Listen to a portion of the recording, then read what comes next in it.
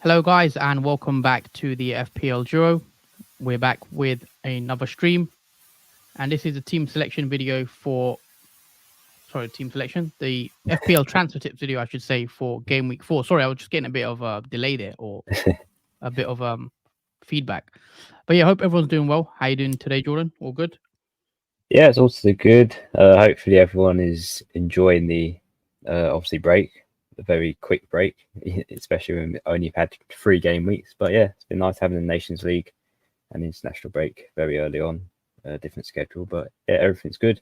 How are you doing, Huss? How's everything? It's been a long time, and yeah, I feel like it's been a while since I've streamed. Obviously, I was on holiday for a week, so back now, and yeah, back into the grind of streaming. So yeah, I'm looking forward to doing the stream with you today. So yeah, again, we're going to look at the fixtures, transfer tips. We're looking ahead to game week 4, and also I can't agree with you in terms of the international break. I think they're pointless, and I hate international football. So I'm glad the real football's back on the weekend. But yeah, let's start ahead with the video. I mean, talk us through who you've gone with. So yeah, with this new format, obviously, guys, we're going to talk about the fixtures. We're going to target the transferring suggestions and the long-term fixture difficulties for teams. So let's begin with obviously what fixtures you think you should target, and we've chosen 3, which are Brighton against Ipswich at home, probably the best fixture you can get for game week 4, especially the way obviously the form of Brighton. 2 wins and a draw into Arsenal. I think it's a good result. Next, you've got Liverpool, got Nottingham Forest at home. Again, I've been very impressed of how Liverpool played underneath Slot. He seems to have slotted in really well after Klopp, and very strong game at Anfield. And finally, we've got Aston Villa. We have Everton at home. As we can see, Everton have really struggled this season so far. Obviously, losing a 2-0 against Bournemouth, who scored a 3-2 against them and lost in the early stages of that game. So Everton are in trouble, which is hence why we've decided to target Aston Villa as well. So those are the 3 teams we think you should target for game week 4. Yeah, obviously looking at the fixtures to target, Ipswich at home. I mean, the 2 teams that have impressed me most this season. I don't know if we spoke much. Obviously, we're not streamed together for a while, but yeah, one of the most teams that's impressed me this season so far. Only 3 games in, but Brighton have impressed me, and Liverpool are actually the other team that I've been impressed with. So those 2, I think, is a non-brainer. Going for picks in that regard. Again, let's discuss what sort of players now we should be looking at from these teams as well, because with Brighton there is quite a few options there you've got, and we know Liverpool there's a couple of interesting ones as well. Yeah, so moving on, obviously, to transfer in suggestions, we've picked 6 players, 2 from each team on the screen, and there they are currently displayed there. So in terms of Brighton assets, I know there's quite a few to go for, but we decided to pick obviously a defensive one and also an attacking one that I think might pay off against the Ipswich fixture. So let's talk about the first player. That's obviously Lewis Dunk. Obviously, if you're looking for a Brighton defender, I think he's a good one at the price at, I believe he's 4.5 million. Good differential as well, under 10% ownership. Could provide you with a good clean sheet against Ipswich, especially at home. And also his teammate, Matoma. Again, it could be it could be Minter, it could be a Dingra. There's other choices you can go for Brighton, but I think we've gone with the more nailed pick in terms of minutes, because obviously Minter's a minutes risk, and also Dingra, who don't really play the full 80 to 90 minutes in Brighton midfield. So the safe pick obviously is Matoma. Again, he's under 10%, so he's another good option to go for in terms of those Brighton assets. And what's your opinions on those choices, Huss? Are you looking forward to bringing either of those 2 in, or other Brighton assets for game week 4? Yeah, in terms of the Brighton assets, I think the main ones I've been looking at, obviously Matoma is one of the obvious ones. I think so far this season he's got 1 goal and 1 assist. His assist coming against Man United, I believe, in their 1-0 win. Sorry, in the 2-1 win. He also scored in game week 1 against Everton in the 3-0 win. We know Brighton are one of the teams that have impressed us so far. Matoma has a price rise. He's now 6.6 million. I think underneath the £7 million bracket, he is one of the better options available in the game. Um, his ownership is still very low. I'm actually surprised how low Mitoma's ownership is. He Yeah, is 8.6%, so he's still a differential. So I do like him. I still think I prefer Eze slightly at Crystal Palace, but if you're not keen on Eze or Palace, their fixtures, then I think Mitoma is someone I'd be looking at. Um, we know there's a Dingra who didn't play the full 90, I believe. I think the problem with the Dingra, he's a rotation risk. He didn't start against Arsenal or Man United, I believe, only playing a couple minutes. There's also Minter, who I think is the one I'd rather go for. But again, Minter was subbed after the 70-minute mark against Arsenal. And then he was subbed at half time, or came on at half time, sorry, in game week 1, I remember. So yeah, Mitoma's the one I'd probably go for. And then up front, we know they've got options. I know we've selected Mitoma. The person I like is actually João Pedro. Now, João Pedro is someone that he's played a lot of minutes.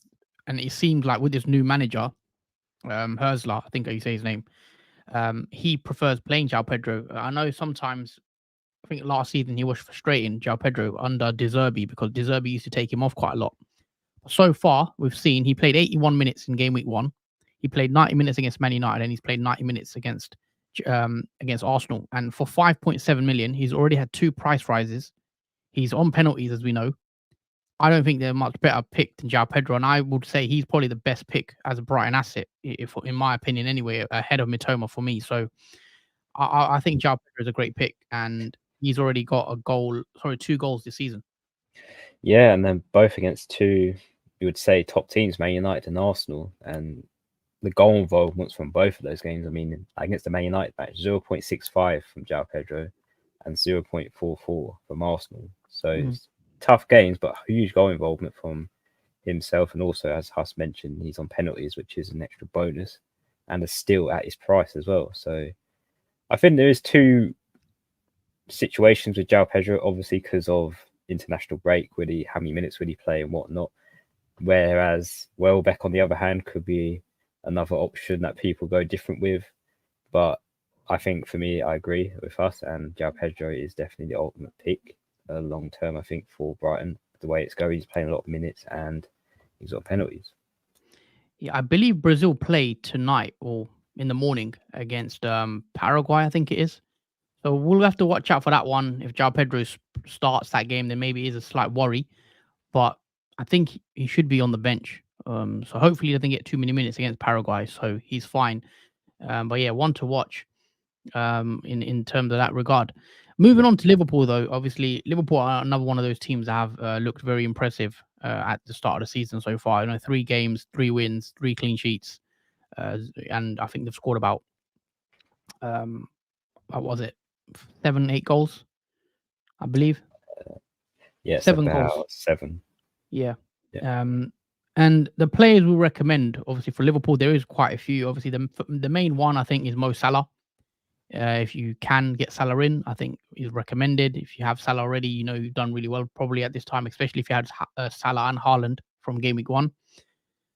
One player that maybe surprised a few of us is Luis Diaz. I think his ownership was quite low at the start of the season. I think more people were looking at someone like Jota, but Luis Diaz has been really good. And if I was to wildcard, obviously I've got Jota in my team at the moment. I've had Jota since game week 1, but if I was to pick now, I would go with Luis Diaz. I think I've been very impressed with Luis Diaz. And Luis Diaz, 3 games, 3 goals, 1 assist as well. And he's played 90 minutes against Ipswich, plays 70 odd against Brentford, and he plays 65 against Man United. Now, Champions League is going to, start again. We know Liverpool have a lot of fixtures coming up, so there could be rotation with Luis Diaz. That's the only slight worry, but that's same with Jota as well. There will be rotation. Liverpool have an excellent sort of options up front. They've got the likes of Darwin Núñez, who's barely kicked a ball. They've got Chiesa, the new signing, who's still yet to make his debut. And there's also Gakpo there that can play, across the left or the centre. So there will be rotation there. But I like the assets that Liverpool have, and especially the next 2 fixtures. I think Forest for Liverpool, and then after that, who is it? After that, it's Bournemouth. And then even Wolves after that, we've just conceded 6 to Chelsea not long ago. So Liverpool's next 3, Forest, Bournemouth, and Wolves. 2 home games as well in a row against Forest and Bournemouth. I think you want to have triple Liverpool going forward. And for me right now, if I was to pick, I think Salah is the one I'd want to go for, the main pick. I think Trent for me is still, I think non-Trent owners. So I think people have been very lucky. I think if you've not got Trent, I think you've got away with quite a lot so far this season, because Trent could have easily got, 15 point now already. I think Trent is one of those players. He's a 15 point awaiting to happen anytime soon, I think, coming up in these fixtures. And I think he could have easily had an assist, a couple of goals. I think we've been a bit unlucky, us Trent owners. But, he's literally involved in everything. He's probably been one of Liverpool's best players so far this season. At 7 million, I think he's a bargain. If you just look at his expected goals involvement against Ipswich, his expected goal involvement was 1.06, and he came away with an 8-pointer. He only got he didn't get any goal or an assist. He just got the clean sheet point and bonus points. Against Brentford, his expected goal involvement was 0.63. Again, very high, especially with the position he's playing. Against Man United, it was only 0.01. However, he did get a goal that was offside due to Salah in the build-up. So I think Trent, we've been a bit unlucky, but the next 3, hopefully, he can sort of deliver. So yeah, those are the sort of players we'll be looking to bring in, especially with the next couple of games. Yeah, obviously you're spoiled for choice in terms of Liverpool assets, like we've mentioned, even defensive options like Van Dijk, Robertson. But ultimately, if you want Trent, get Trent. But if you're unable to, obviously there is alternatives. I think Robertson's second best, if not Van Dijk being equal best to obviously Robertson. But yeah, there's plenty of options in defence midfield to go for in terms of Liverpool, and the way the fixtures are running, the way Liverpool are playing at the moment, it's looking good for any asset you bring in terms of the ones we mentioned. Yeah, I think Robertson is actually a good pick now because of Champions League. Because with Diaz, there is that worry that he could get rotated out for Gakpo, etc. So Robertson is more nailed to play, you'd say. So Robertson, Trent, Salah could work, especially if you're worried about Jota and Champions League. But yeah, that's thoughts on Liverpool. I think you want to get triple Liverpool soon, and then maybe hop off triple Liverpool again in a couple of weeks' time when the fixtures slightly turn again. Moving on to Villa, Aston Villa, obviously they've got Everton next. Really good fixture. If you've got Ollie Watkins, I would hold and see what he does. I know Ollie Watkins owners maybe aren't happy so far with their returns they've had from him, but Everton have just conceded 3 to Bournemouth after going 2-0 up, I think it was. Yeah. And there's options at Aston Villa. A lot of us like Morgan Rogers, who's a cheap, like 5 million. There was a lot of hype surrounding Rogers, which maybe was a bit of, maybe it was overboard, but he did play. He looked quite good against Arsenal in that game. I want to know what his ownership is, because I feel like everyone's got him now. He's 14.7 owned, so he's generally owned. I think a lot of people did transfer him out because they're frustrated. He obviously has no returns in all the 3 game weeks he's played, but he's looked good in every game. I think he's been a bit unlucky not to get an assist at least in one of those fixtures. I want to get your opinion on Rogers actually, Huss, because have you lost the faith in him yet, or are you keeping hold of him in terms of Aston Villa? No, I think I'm not sure what people expect from Morgan Rogers. He's a 5 million midfielder. I don't think we can be expecting like points from him every week. I think it will be unfair for a 5 million midfielder to return every week. I think he's one of those players that you want play every now and then as the bench player. He's not someone that I'd want to be starting in my team, having to rely on every week to get me points, because I don't think he's going to, if you're just bringing in, even I put him in the same boat as someone like a Smith Rowe. Now I've got Smith Rowe and I've got Rogers, and both these players I don't think are players that you want to be playing every week. They're probably your 5th midfielder or your 8th attacker that you bring in every now and then when you've got a good fixture. You don't want to be relying on these players at their price point, in my opinion. There's a bit of a conundrum, because we've seen Watkins not playing the expected minutes. Obviously, he's rotating with Duran now, and he's not looking up to scratch in terms of his form. He's currently flagged for a knock. It shouldn't be too much to worry about, especially when he's not in the Nations League, so he is resting. But his minutes are worrying. He only played 60 against West Ham, only 64 against Arsenal, and 60 minutes against Leicester. So he's only playing an hour of football instead of playing the full 90 minutes, and he's not up to form. So maybe Rodgers is the next best pick you possibly go for. I'll definitely want to go for at least one Aston Villa asset for that fixture against Everton at home. And in terms of long-term fixtures for Aston Villa, they're really good. So I do want to include one, and obviously Rodgers being one of them could be the way forward. Yeah, we know Aston Villa are in the Champions League this season, and that could be why, obviously, Watkins' minutes are slightly, reduced. Yeah. He's playing an hour now. First free game, that is a surprise. Usually a 90-minute man, but because Champions League, we know Aston Villa are involved. They want Watkins to stay fresh because they're going to be challenging on multiple fronts. That could be a tougher season for Villa, especially having to contend with European football. So we'll have to see how they sort of navigate that when the fixtures come thick and fast, which after the international break, some of the fixture runs for these teams is very tough, especially the ones playing Champions League football. I want to discuss a few other players as well. Now, these aren't necessarily transfers in for these teams. I just want to mention a few players that I like the look of, and I think we should be looking at either this week or the coming weeks, coming forward. I'll just go on the midfielder list because there's a few on here that I'm keeping an eye on myself as a non-owner. So, number one midfielder I really, really like, and I think we all should be looking at this player. He's got 3 goals already in 3 games, and that is Brian Mbeumo. He's also had a price rise. He's now 7.1 million. We know Tony has gone to Saudi, so Brian Mbeumo is one of the main men now at Brentford. He's got Man City next, and then he's got Spurs away. So again, that's why I'm just saying I wouldn't probably bring him in before Man City. However, I do think he can score against Man City because I do think he's a really good option. Brian Mbeumo's ownership is only 7.9% differential. After Man City and Spurs, he's got West Ham, Wolves, Man United, Ipswich, Fulham, Bournemouth. He's someone I'm looking at bringing into my team personally. Brian Mbeumo definitely one you want to look at soon. And the other one, I already own this player, is Eze. Now, I think Eze's been quite unlucky. Unfortunately, I did bench him for his 10-pointer against Chelsea, which I was very, very frustrated about, which I'm sure, I don't know if you guys know, because obviously I wasn't there for the for the stream, but I did bench Eze, and I knew what's going to happen. I literally said, I bet he goes and scores against Chelsea. So that was the case. He's been unlucky as well. He's only got 1 goal. However, his underlying data has been very good. He was very unlucky not to score in the first 2 fixtures. And he's another one that had a price decrease. So he's now 6.9 million, which baffles me that many people have sold him. But that was leading up to the Chelsea game. When he goes and scores against Chelsea, he's got Leicester, Man United, back-to-back home games next. I think 2 good games for him. And then Everton after that. So Eze is another one that if you don't have him, I like the look of. So Eze and Mbeumo, those are the 2 players I'm looking at.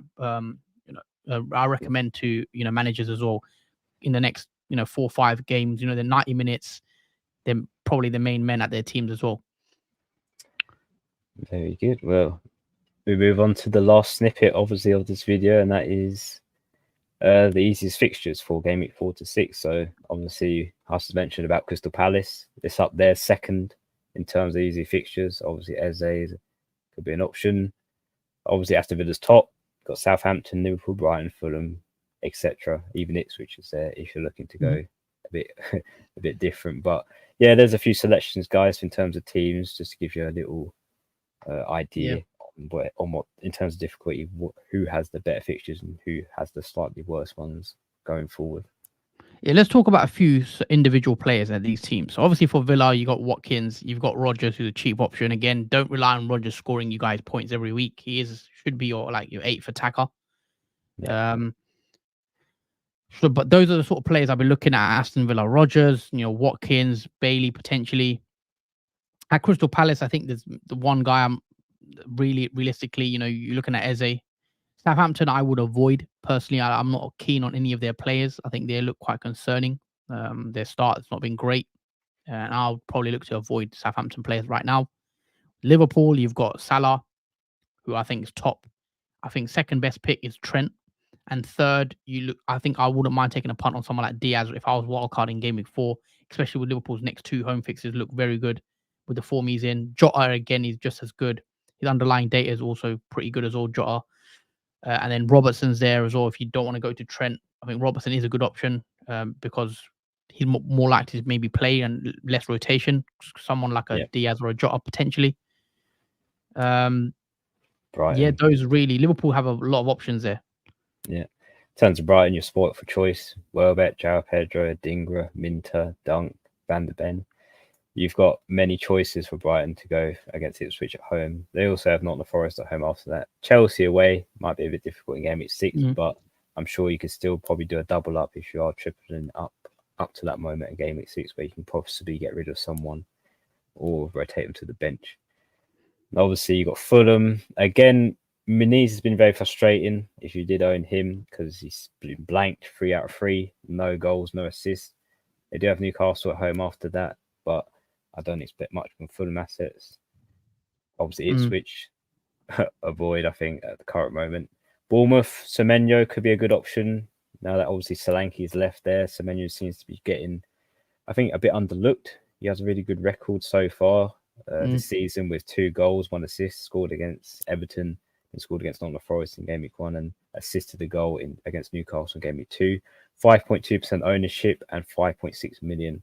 Could be a good steal at that price near Rodgers area.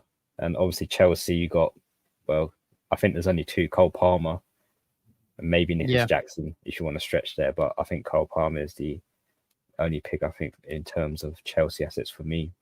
Yeah, if you could fit Palmer in, I think obviously he's still a good option. Chelsea's fixtures, Chelsea are still a strange team, I think. Still sort of don't know what you're going to get with them, but it seems like Palmer will still get you returns, because obviously he's consistently showing that he does get you points. But yeah, going back to Semenyo for Bournemouth, I think he's a decent pick. Could provide to be decent value. Ipswich, again, there's not many options. Maybe some bench players like a Greaves. But yeah, those are sort of the fixtures that we'll be looking to target. And those are the easiest fixtures. Obviously, I know people are considering a wild card for Game Week 4. I think Game Week 6 is another good wild card slot. I might be looking at wild carding Game Week 6 potentially, depending on fixture swings and seeing how the team goes. So let's take a few of your comments. I've got here from Manish. Why does Haaland only score 1 or assist via Brentford? Not sure what you mean by that there, Manish. That is previous record, probably. I'm not sure what Haaland's actual record is against Brentford, but yeah, I mean, Haaland is probably going to be the highest captain pick this week. I think it's fair to say. I'm probably going to captain Haaland myself, even though if you've got Salah, who's got Forest at home, he's a really good, nice fixture that sort of stand out as well. And Salah has kept up with Haaland just about as well in terms of points. Like, they rival each other, and they are keeping up with each other. So it will be interesting who is, well, Haaland probably be the most captain, but it'll be interesting what the EO is for both of them. Yep. Kyle, I just transferred in Pedro. I think Pedro Porro, that is. Evening boys, are price changes possible throughout the week? Yep, price changes are possible, Elika. And do you think Nedeljkovic has a chance to start for Aston Villa because I have to play either him or Anderson? Again, I'm not sure with Nedeljkovic. I think he's only started 1 game so far, and he came off. And in the other 2, he barely played. So I wouldn't be definitely counting on him to play, to be honest with you there, Carl. Yeah, bit of minutes risk. 8 minutes against West Ham, 74 against Arsenal, and 11 against Leicester. So it's very interchangeable. Elik also says, I'm surprised that Minter has a 1.9% ownership, which is fairly low. I mean, he's a sort of a minutes risk as well, isn't he? I mean, what's his minutes like? He's not 100% nailed to play every game. Yes, again, 45 against Everton, 89 against Man United, but 70 against Arsenal. So again, it's not certain how many minutes Minter will play each game. I think that is why his ownership is slightly dipped. If he was a 90-minute player up to this moment, his ownership would be much higher than what it is at the moment. Yeah, he's got 2 assists already so far this season, which is a really nice return. Got an assist against Arsenal, and his expected goal involvement is actually respectable. I think Minter is going to be behind Mitoma. I think he's the next best pick out of the midfielders, and I think as the season goes on, I think he will become an option at his price, especially as well, 5.5. It could provide very good value for money if he can sort of, if he can up his minutes, which could be the case if he starts performing as he is. Would you guys say it's a good move to take out Arnold for Robbo? Or maybe wait, I wouldn't take out Trent personally. I think Trent is, I've said it, very early on. I think Trent is one of the best players in the game this season. At 7 million, with the role he's playing at now, as I said, I feel like non-owners have been a bit lucky that he's not punished non-owners much. He could have easily got a 15-pointer in the first 3 games. I think in the next 2, he could easily get, I wouldn't be surprised if Trent does pull out a 15-pointer. All he needs is an assist or a goal. He scored it obviously against Man United, which was offside due to Salah being involved in the offside position. He's also given some good assists to Jota, I think, against Ipswich, where Jota misses the sitter. So yeah, I wouldn't remove Trent personally. I think he's one of the best sort of players in the game. Soul Searcher as well. What's your expectation for Haaland's output per game? Hard to say. I mean, he just got back-to-back hat tricks. Yeah, it's ridiculous at the moment. I mean, as a non-Haaland owner, I'm actually shocked. Well, half shocked because I know how good Haaland is, but the start of this season was very unexpected. He's already got 7 goals already, and it's only been 3 game weeks. It's scary to look at. His ownership is now climbing at 66%. So everyone almost has him in the team now, whereas before game week 1, he was around 40-50% owned. Maybe half of us had him and half of us didn't. But after that performance, it's hard to tell that his output will drop. I think it will keep going as it is, and yeah, it does leave questions, obviously, in terms of wildcard and transfer, how we get Haaland in now. Yeah, we know Haaland's a machine. I mean, that's always been the case for me pre-season. Haaland has that sort of, we know what he's capable of. He's smashed all goal-scoring records, already only been here for about 2 seasons, but he has that ability to get you a hat-trick in any game. He only needs a couple of touches as well in the box, and he can come away with 3 goals. He's also had a price rise, now 15.2 million, which is crazy when you think about it. So, I mean, Brentford next at home. So you'll be looking at maybe captaining Haaland for that one, potentially. Game week 5, he has Arsenal, though. And we know against Arsenal, he doesn't, in the last couple of years, he's not scored, I believe, against them, if I'm not mistaken. So, I mean, will you captain Salah? Would you captain Haaland against Arsenal in game week 5, or would you go for someone like Salah or another player? Have you thought that far? Or I haven't thought that far, but in terms of fixtures, I would probably captain against Haaland if he does have a fixture like Arsenal. It's going to be tough. It's going to be goals as well. He possibly would score, but I still think I would go against him. Having him as a player, though, I wouldn't mind for a fixture like that. It's just having not Haaland at all. It's the scary thing, as it has been so far for the season. And also a comment from Soul Searcher says, congrats to us. Yep, thank you, Soul Searcher. I appreciate it. I appreciate all the comments as well that you guys have shown me. Also, guys, please make sure you do press the like button on the video if you are enjoying the content. As always, it helps support the channel. So hit that like, and also, if you're watching for the first time or watching on a playback, make sure you are subscribed to our channel as well. We've got a lot of content to come this season. Hopefully, we can bring you guys, very good FPL content that you like to watch. But yeah, like and subscribe, and also drop a comment on the video as well, guys, if you can, please. But yeah, those are the sort of the transfer tips for game week 4, and those are the sort of fixtures that we're looking to target. I mean, is there anyone else really you're looking at, Jordan, or from those teams, or any other fixtures? Well, in terms of fixtures, I think that mostly covers who we've spoken about. I mean, there is Leif Davies. They could be a bit underlooked for Ipswich. I know the fixtures aren't great, but he does provide a lot of attacking threat. He's cheap as well. So he could be a nice cheap option bench player to rotate in and out. I believe he did get an assist last game week and got, I think, 8-pointer from that game week 3. So yeah, he could be another good option to go for in terms of Ipswich, but I wouldn't look at anyone else in that sense. But yeah, he's another one to look out for. Other than that, though, I think we pretty much covered every base in terms of teams for game week 4. But yeah, we are back again, guys, on Thursday, I believe. So Thursday is a team selection. Again, our streams are back to 8 p.m. Just so you're aware, guys. 8 p.m. Tuesdays and Thursdays when we stream. So do join us for the team selection video. I believe, obviously, Jordan, but I don't know if you've confirmed it. You're looking at potentially on a wild card. Well, that has to be revealed on Thursday on, obviously, the team. I am still undecided. Obviously, I did the wildcard draft a few days ago, so you guys will have to wait and see, and also have some obviously what I do in terms of my team, if I wildcard or not. Yeah, join us on Thursday. I'll do my team selection. I've already made a couple of transfers as well. I've made 2 transfers already, so tune in to see who I've bought in. And then Saturday, we know we're back for the deadline stream Saturday morning, so it should be good. Hopefully, international break. It's over soon. Real football should be back commencing Saturday, and I'm looking forward to getting back involved in the FPL. But yeah, thank you guys for watching. Thank you for your comments as well. Hit the like button, and we'll see you guys Thursday. Yeah, thanks guys. See you soon.